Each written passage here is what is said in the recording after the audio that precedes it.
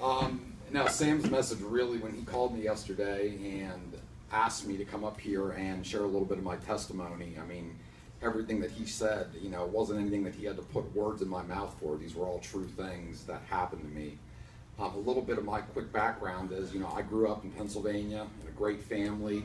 I did not know the Lord growing up, but otherwise I had everything I could have ever needed. A caring, loving family, which I was very close with. Got good grades in high school. Went on to college, got an accounting degree from Penn State University. Went on after that, had a great job after college. But sometime during high school, I started, drinking and doing drugs. And over the next 10 years, the alcohol and the drugs had completely taken over my life to the point where at 26 years old, I physically could not get out of bed without putting drugs in my body. They had such a grip on me that it was not possible to even get out of bed without them in me. Then I went to treatment for the first time, and that didn't work. Over the next 4 years of misery and despair and just awful, just feeling like I didn't want to go on anymore. I never planned on killing myself, but I just simply did not want to go on anymore. So 4 treatment centers later, I found myself in the Life Center of Galax. I remember my mom found the treatment center for me. I said, "What the heck is Galax?"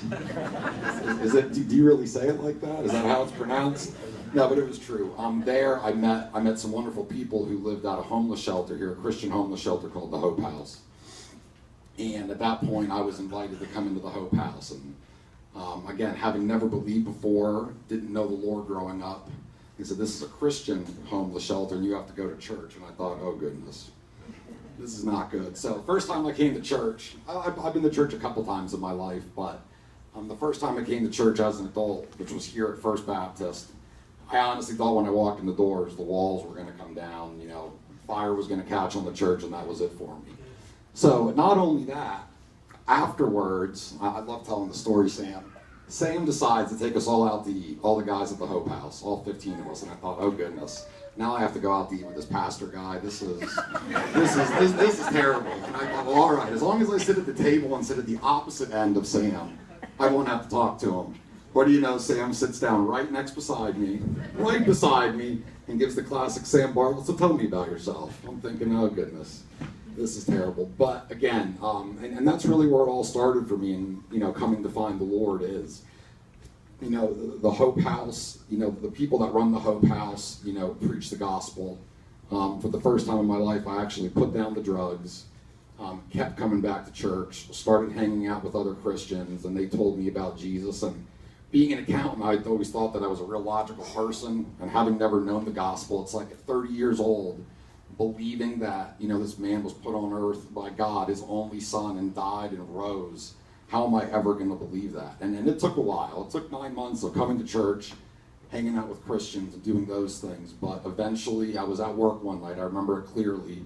I remember thinking the only reason that it has to be a miracle that I'm alive today, because of all the things that I've done to myself and to others, I should have been dead many times over. So that was the moment where I got saved, is when I believed that, it was Jesus that had to have saved me from death to be able to keep me alive. So that's how I got saved. And then some more time went on and I realized that, through being successful in business, by the age of 30, I had made over $100,000 3 years in a row and ended up in a homeless shelter in the middle of nowhere, Virginia.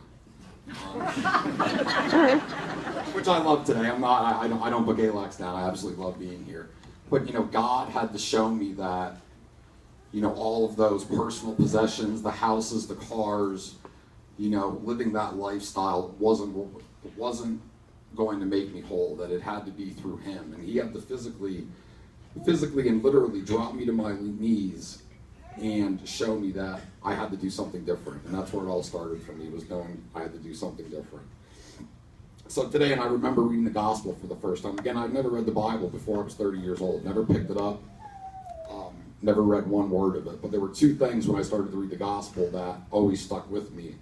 And one was that, Jesus spent time with all these misfits. And I'm thinking, well, I'm kind of a misfit, so that's probably a good thing.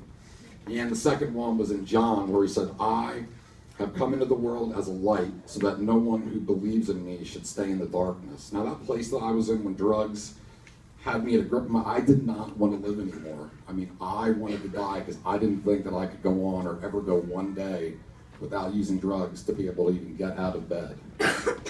So, and those two things lead right into Sam's message today, is that I didn't think because of the things that I did and the way that I treated my body that I could ever be forgiven for those things, which I today know that that's the truth. And, you know, without God in my life every single day, I would go back into that dark place, you know, and I would not have the strength to go on. So I'm forever grateful for, you know, my Christian family here and my recovery family for showing me this new way to live and, you know, teaching me who Jesus was so that, you know, I could be saved and I could live in the light. Thank you.